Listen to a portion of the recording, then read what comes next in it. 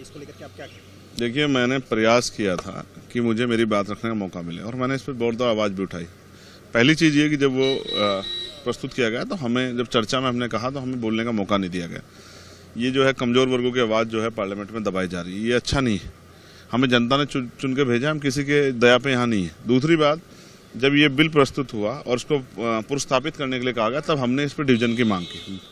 हमने और हमारे साथियों ओवैसी जी ने, तमाम लोगों ने मांग की कि भाई इस पर डिवीजन हो, लेकिन पार्लियामेंट को ओवर रूल करके जो है और उसको जो है उस पर उसको जेपीसी में भेजा गया। सवाल ये है, मेरे आज भी याद है, शहीद आजम सरदार भगत सिंह ने कहा था कि किसी भी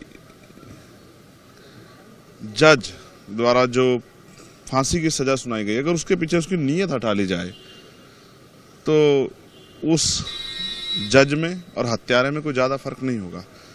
मैंने पार्लियामेंट में सुना, सरकार ने कहा, स्पीकर भी थे और सरकार के मंत्री भी बोल रहे थे, सरकार के एमपी भी बोल रहे थे कि हम अगर सरकार में आए तो विचारधारा के आधार पर सरकार में आए हैं, तो जिन महान पुरुषों की विचारधारा को हम लोग मानते हैं उन्हीं के अधूरे लक्ष्यों को पूरा करेंगे। क्या सरकार, हमें सोचना है बिना डर के, मैं कह रहा हूँ, क्या सरकार मुस्लिम हितैषी है? सरकार का एक कोई कानून मुस्लिम हितैषी बना है? सरकार ने एक भी योजना मुस्लिम हितैषी बनाई? आपने एजुकेशन का बजट किया, मौलाना अब्दुल कलाम जो है वो योजना थी, फेलोशिप थी, वो आपने बंद कर दी, तमाम मदरसों के एड आपने खत्म कर दिए, उर्दू भर्ती आप लोग करा नहीं रहे हो। तो ये जो सरकार है, ये कहीं से भी मुस्लिम हितैषी नहीं, और मुस्लिम हितैषी होने का दावा करने वाले सरकार को जवाब देना चाहिए कि आपने संविधान को किस तरह से ओवर रूल किया, आर्टिकल 13-14 का वायलेशन कर दिया, 25 से लेकर 28 तक जो मूल अधिकार उनका वायलेशन कर दिया। आप संविधान विरोधी काम करोगे और हम हाथ पे हाथ धर के बैठ रहेंगे, ये तो नहीं होगा किसी भी कीमत पे। कल कोई आके खड़ा कर देगा, आपने जो है सर्वे जो है कमिश्नर को नजरअंदाज कर दिया, आपने ये सारी पावर जो है एडमिनिस्ट्रेशन को दे दी, जिलाधिकारी को दे दी। आप ये जानते हैं और मैं भी जानता हूँ, हमने सरकारें देखी है, जिलाधिकारी वो है जो सत्ता के हिसाब पे कार्य करता है, सत्ता के आधार पे कार्य, सत्ता के ऑर्डर को मानता है। जब ये सब होगा तो कैसे न्याय मिल जाएगा? तो सरकार बहुमत में है, सरकार उसको पास करा सकती है, हम उसको नहीं रोक सकते हैं, लेकिन गलत अगर कुछ होगा तो हम लोग आवाज उठाएंगे। ये न्याय नहीं हुआ है, ये दमन हुआ है और इस दमन का हम लोग पुरजोर विरोध करते हैं।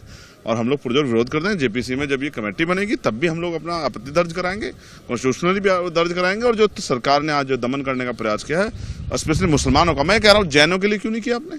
जैनों के देखिए, उनके तीर्थंकरों को किस तरह लूटा जा रहा है, उनको किस तरह से परेशान किया जा रहा है। आप उनके लिए भी जो है अल्पसंख्यक बोर्ड बनाए थे, लेकिन आपकी निष्ठा क्या है? आपकी निष्ठा यह है कि मुसलमानों को कमजोर किया जाए। इस निष्ठा से आप काम कर रहे हैं। इसका खामियाजा बंटवारे के रूप में हमने पहले भी महसूस किया और पहले ये दर्द सहा है देश ने। मैं नहीं चाहता हिंदू मुसलमान तमाम तरह पॉलिटिक्स, मुद्दों की पॉलिटिक्स हो। और आप इतने हितैषी, तो बताओ आपके कितने मेंबर ऑफ पार्लियामेंट है मुस्लिम?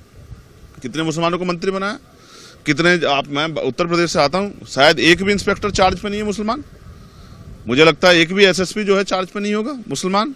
तो सच ये है कि आपकी नीयत क्या है, आपकी नीयत से स्पष्ट होता है कि आपकी नीयत मुसलमानों के पक्ष में नहीं। मुस्लिम सांसद थे, वो कह रहे हैं कि हमारे धर्म में ये घुसपैठ की कोशिश की जा रही है, उन लोगों ने, वो बिल्कुल अपनी पीड़ा रख रहे हैं। और हमने कहा ना, डिवीजन की मांग हमने इसलिए की कि सब पूरे देश को पता लगे कौन किसके पक्ष में खड़ा है।